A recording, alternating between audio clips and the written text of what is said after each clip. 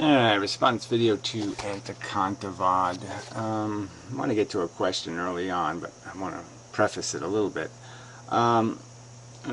Okay, my immediate critique is, yeah, you did pretty much what I expected you to do, which is focused on the comfort part and ignore the elimination of the red part, the getting rid of the red, which is the suffering. So yeah, the idea is to minimize the losses and maximize whatever you consider to be a gain. And I figured for future discussion we'd go over this, where this dividing line is, where an actual gain exists, where you can say, oh yeah, that's definitely worth it kind of argument. That's definitely worth imposing red on somebody else to get your green. Because again, I'm going to ultimately argue that it's really just a one-way kind of game. It's just a minimizing losses is really only the game in town, and it's the first priority in my opinion, is the fail-safe philosophy. The idea first, you must do no harm. That's your first priority in the gameplay. The red is much worse. Actualizing lots of green is fine, but you can't do it at somebody else's expense. It's just that's the ethics I wanted to get to. The real point of it, though, was the point you kind of blew up again, right? The point is that, yeah, let's see if there's anything else in this game that you're going to sit there and say is important. And so you just ifed all over everything again, which, is fine, but, what's the point? I mean, either you say there's evidence of some if, or there isn't evidence for any if. What's your proposal of a potential if? What is the other element that is really part of this game? We sort of know the biology, we know the mechanism, it's a feeling sentient organism. The sentient seems to be, the comfort seems to be the only thing of value existing here. There isn't anything, that the rest of it is just love of art or something, and who cares whether you love the art of a woman's ass or you love the art of a beautiful cathedral. I mean, what's the difference? Which thing gives you a gooey moment of pleasure? It's not about what you want or what you desire or what you appreciate. It's about the fact that you do those things, that you feel good or bad. And that was the point I was trying to get to. But anyway, so I'll get to the direct question. Because I think you got to go from the top down here or something. I mean, working through this, the bottom up, through all the little ethical questions is sort of pointless if we don't have some kind of definition of these value. Again, how can we possibly, how can you have a rational conversation about ethics or what is right and wrong in any other context? And you're just going to keep using completely abstract metaphors to say somehow it's wrong to punish a criminal or somehow it's wrong to do some other kind of thing because Hitler did it wrong. That kind of bullshit, and that's just absolute bullshit. I mean, you're afraid to have the real discussion about these ethical questions in any other context but a fake context, a real. I mean, we know the reality, okay? Bundy tortured women and then murdered them. He tortured them and then murdered them. He tortured them and he murdered them. Alright, so he creates this horrible red all over the fucking place. And we know that we can deter that behavior by having some kind of mechanism that says maybe you're going to get tortured if you do that, fucker. But anyway, I don't know. I don't want to talk about those specific ethics. But anyway, the direct question is let's say there's another planet on the other side of the sun, exactly like Earth, and in size, chemistry, all that kind of crap. And so I'm going to give you the authority. So now it's going to be all on you. There's nobody else, no nature, no God, no if, no nothing, just you. All right, it's all on you. There's a button to press. You press the button and it creates exactly what's on planet Earth, okay, except all the mammals are backwards, okay? Their faces are asses, and their asses are a face or something, not even, but let's just say they're double-assed, okay? They're just ugly as fuck, okay? So it's exactly like planet Earth. There's human beings, except they're not really human, okay? They got a butt face, I don't know. They don't play baseball. They play, something embarrassing like, I don't know. Let's see if some kind of silly game, chase the gumdrop, and so they all fill up the stands to watch people chase gumdrops, tied onto strings. And I could humiliate them in a few other ways. So there's a few degrading aspects. So they're ugly as fuck. They're still just as smart as you, but they're ugly as fuck. And just for fun, let's just say the average penis is bigger rather than smaller, so so at least they got that one right. But everything else about them is ugly as fuck.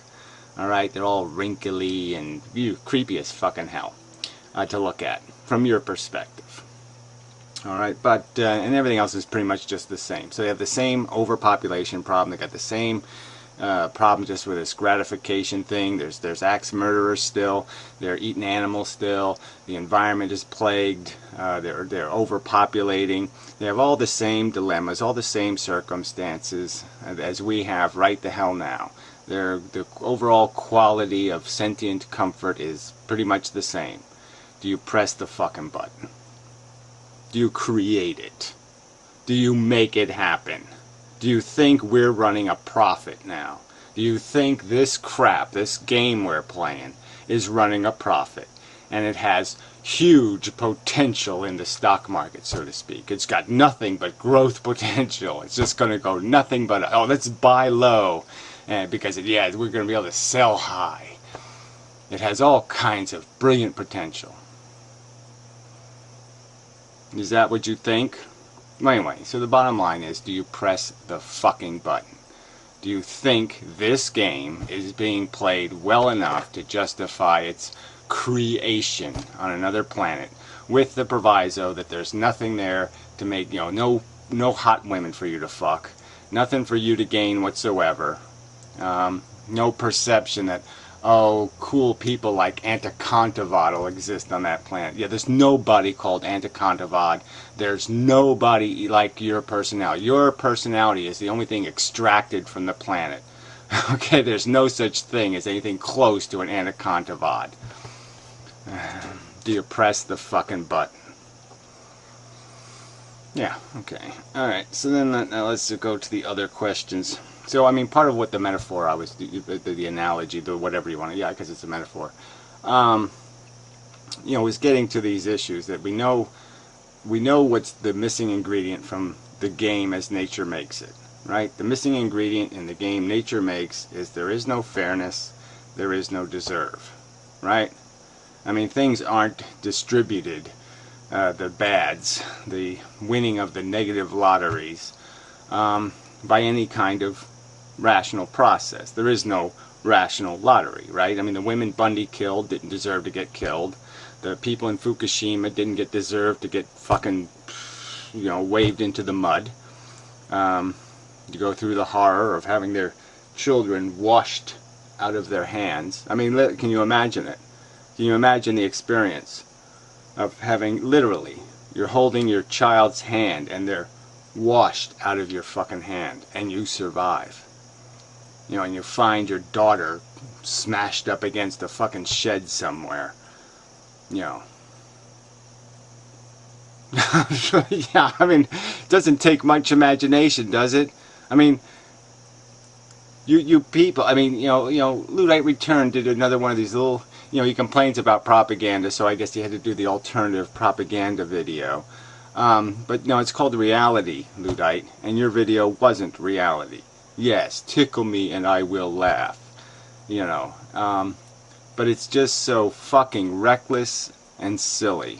I mean, it's just silly to sit there and say this is an image of what life is, when you know all the lotteries that you enter a child into the day you have one. I mean, if you add up all the negative lotteries, right? 10,000 to 1 chance you'll get this disease, 5,000 to 1 chance you'll have this thing. But we know what the end result is. 1/3 of the population has a significant disability of some kind by the time they're age 50. These are real circumstances that are going to happen to people. They're you're entering them in real negative lotteries. And just think about it for a second. It doesn't take too much brains if you think about it, right? If you have one ticket in 1,000 lotteries that have 1,001 chance of winning, you're going to win. The odds are pretty good, 50-50, that you're going to win one of those negative lotteries. So you can think about, oh, well, that's my kid's not going to be the Elephant Man. My kid's not going to have this. My kid's not going to have that. No, you entered them in literally 1,000,000 lotteries of some sort of diminished event happening, some kind of negative event happening, of significant dimension, and including the ones of watching their kids wash out of their hand. Yeah. Yeah, I mean, really. It's just, so anyway, the point of the metaphor was, look, it's a game. You're playing the game. Now, what we can say is lots of simple things, right? You can logically say, like a human being, right? If it's fat, it's going to be unhealthy. It's not good for it. It can't function well. And just like the human race, and its piece on the board is fat. You know that it'll be greener if it has a more manageable population. That excess population will mean more red. That the proportion of red to green goes down. You end up more red. We know these things. We can say this is the statistical reality. This is the statistical effect. That certain people, certain classes of people even, will create a certain negative effect in the total function of the game. They won't have any resource. They won't have any value. They won't invent a cure for cancer. They won't do anything productive. Okay, they'll just be a nuisance, an expense, a liability to the system. Resources will have to be devoted to this one individual in preposterous proportions, and now they won't be able to be devoted to this other purpose. And even though you have sympathetic circumstances where somebody is disabled, but then they do, if you do something stupid like in the education system, you spend $350,000 on 3 students, to get them almost nowhere. I mean, to advance them in terms of their productivity from nowhere to almost nowhere. Their potential to do anything truly productive, you gain nothing. All right, you could give them a lollipop and you would have accomplished just as much. And now you've lost those resources, and now you can't educate the other kids that had real potential. You'll let one slip through your fingers, and he'll go off to play basketball or do some other bullshit because you didn't have the resources to seduce him to be a better human being. You couldn't make him a better human being because you didn't have the resources to seduce him into it, because you wasted them on people that you got nothing out of. These are real equations. We can figure this stuff out, and that's what I meant by the gameplay. You can see the effects. We can model some of these effects, and we have statistical proof of some of these effects. And so that's when you get into politics and where the incentives should be. Should we be subsidizing child production? It doesn't sound like a good idea to me. If we know the human race is fat as fucking hell, I don't think there's any reason to be subsidizing it, any reason to give people a free fucking ride for doing it. That doesn't make any fucking sense.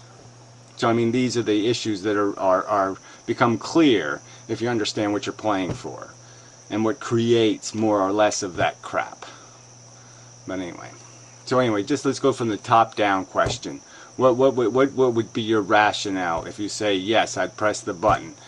Explain it to me. Explain what you think is accomplished by creating that slop on another planet. Yeah. So we'll leave it at that for now.